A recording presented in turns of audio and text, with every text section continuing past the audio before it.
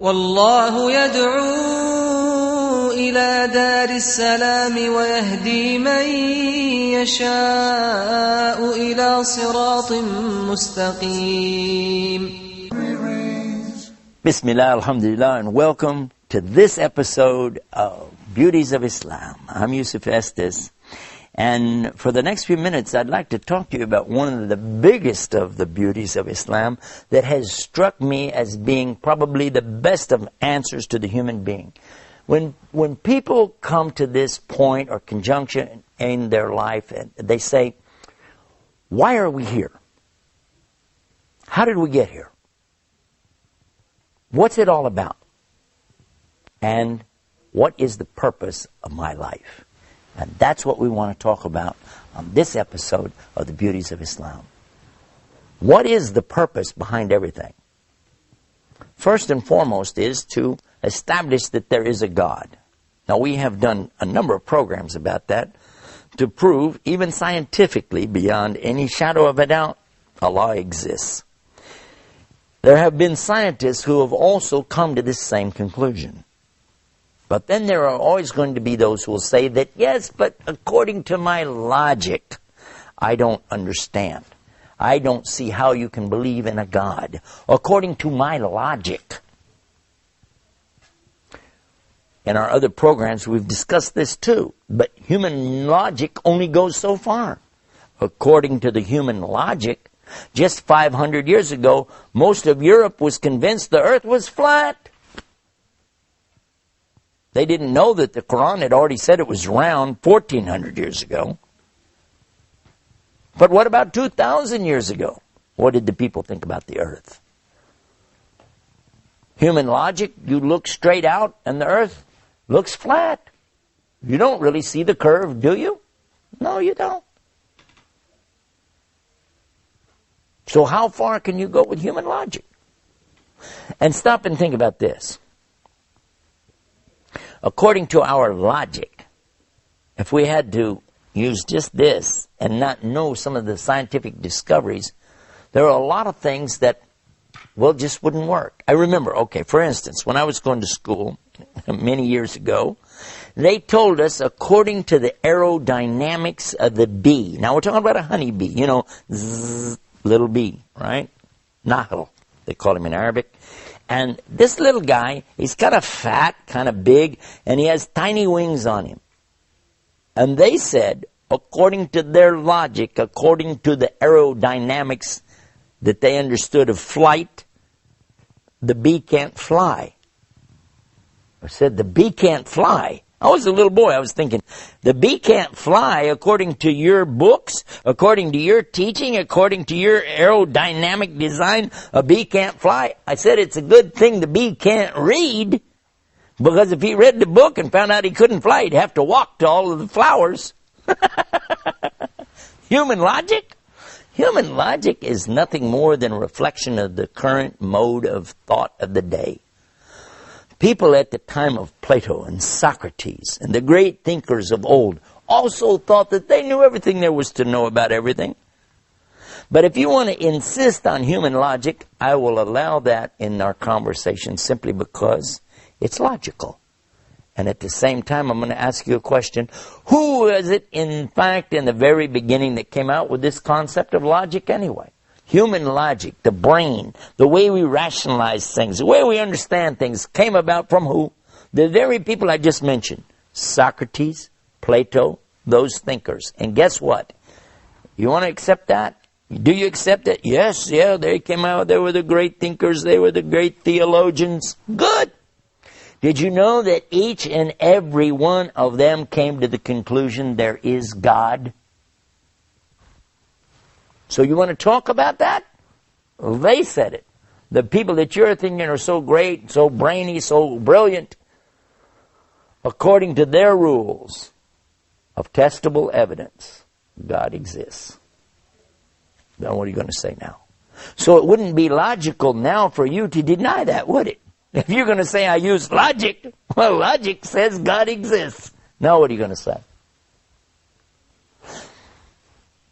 I recall that there was an incident of a professor who insisted to his students, there's no God. He kept saying, there's no God, there's no God. And when they said, why? Because most of them, they believed. Some were Jewish, some were Christian, some were Muslims. He said, if I don't see it, if I don't hear it, if I can't feel it, if I can't taste it, if I can't smell it, it doesn't exist. And if it doesn't exist, I don't believe in it. It's as simple as that. One of the students tried to argue with him about it. He was saying, well, God is something beyond that. You have to have faith. You have to believe. And he said, why? Why should I believe? How? The boy said, well, I don't know, but we just have to believe. He said, sit down. Another boy stood up and he said, listen, as Muslims, we believe, but we have proof at the same time. He said, proof? What proof do you have? He said, by knowing what God has done and what he's doing, we know he exists.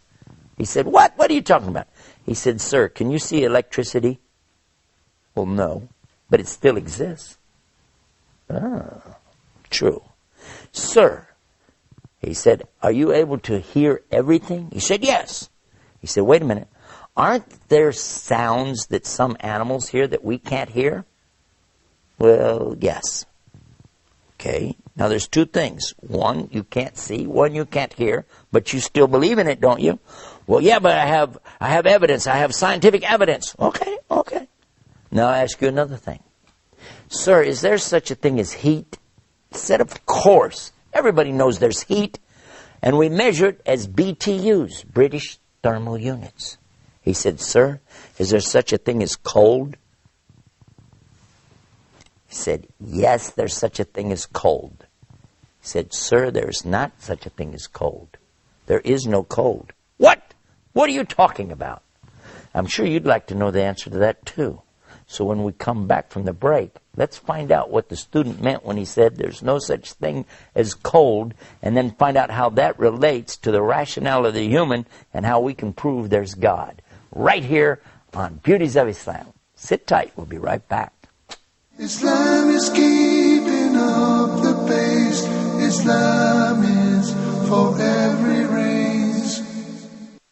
بسم الله الرحمن الرحيم ذلك الكتاب لا ريب فيه هدى للمتقين وكذلك أوحينا إليك روحا من أمرنا ما كنت تدري ما الكتاب ولا الإيمان ولكن جعلناه نورا نهدي به من نشاء من عبادنا وإنك لتهدي إلى صراط مستقيم صراط الله الذي له ما في السماوات وما في الأرض ألا إلى الله تصير الأمور. And thus we have revealed to you an inspiration of our command. You did not know what is the book or what is faith, but we have made it a light by which we guide whom we will of our servants. And indeed, O Muhammad, you guide to a straight path. The path of Allah, to whom belongs whatever is in the heavens and whatever is on the earth. Unquestionably, to Allah all matters do return.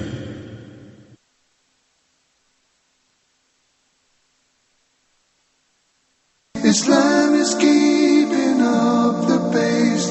Islam is for every race.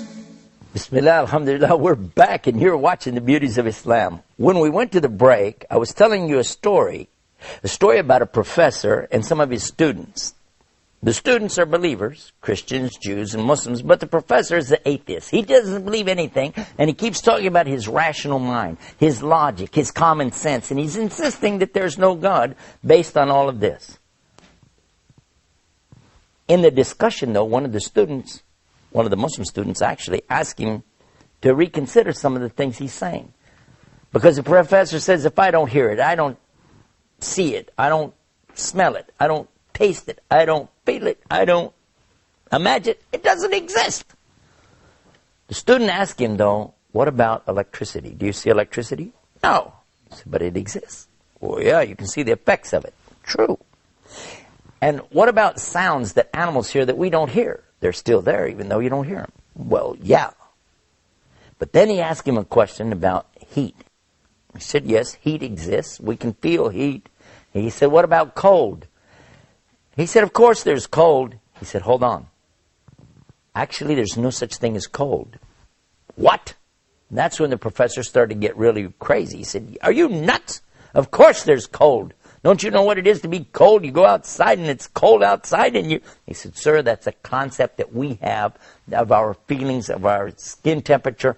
But in fact, there's no such thing as cold. There is only the existence of heat. Because there's an absolute for cold, 452 degrees Kelvin. And below that, there isn't anything colder. That's absolute. From that, we add to it and go up degree by degree by degree until you get as hot as you want to go. And you can have heat, mega heat, and it can go on and on. But there's no such thing as cold. Heat or the absence of heat. Professor doesn't say a word.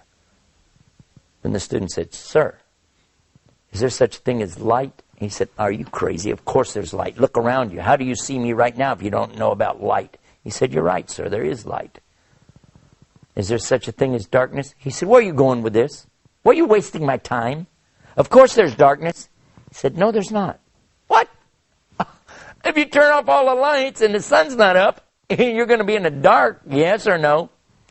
Sir, there actually is no such thing as darkness. There is light. But when there is no light, we call it darkness. What? Sir, listen. You can bring light in all forms. You can have candlelight, light from a match, flashlight. You can have megawatts of light, big lights of all kinds. But when you have no light at all, you call it darkness, but in reality, it's still nothing more than what? Absence of light. The professor says, yes, but still I don't see your point. He said, okay, listen. You're saying because you don't see something, you don't hear it, you don't smell it, you don't taste it, you don't feel it, you don't imagine it, it doesn't exist. He said, that's right, and that's what I believe, and now I'm always going to believe that. I said, okay. Sir, has anybody ever seen your brain? Heard your brain? Smelled your brain? Tasted your brain? Or felt your brain? No, of course not. He said, then, sir, according to your own rules of testable evidence, you don't have a brain.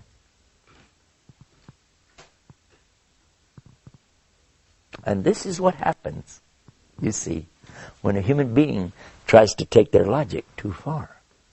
Because, in fact, it's only Allah who has all knowledge. And Allah gives us from that knowledge, and He takes away from that knowledge. When you're born, you start out zero, and Allah begins to give you knowledge. And if you thought that you're the product of generations upon generations of people learning by trial and error, that's totally and completely incorrect. That would be like thinking that we have to reinvent the wheel every generation. We do learn from past mistakes. We do learn what's in front of us to take advantage of it. But just as we would not accept that you have to reinvent the wheel in every generation, you also don't have to reinvent thinking. There's so much more about this subject. We've got a website all about this. And on the website, you can watch scientists, 9 different scientists who were exposed to the teachings of Islam. They understood the Quran and then applied these teachings to their own particular disciplines of science. And they each one concluded, just as the great philosophers of logic did centuries ago, there must be a God. And you can see those videos on our website at beautiesofislam.com. Until next time, peace. Peace be upon you. Assalamu alaikum. Islam is peace.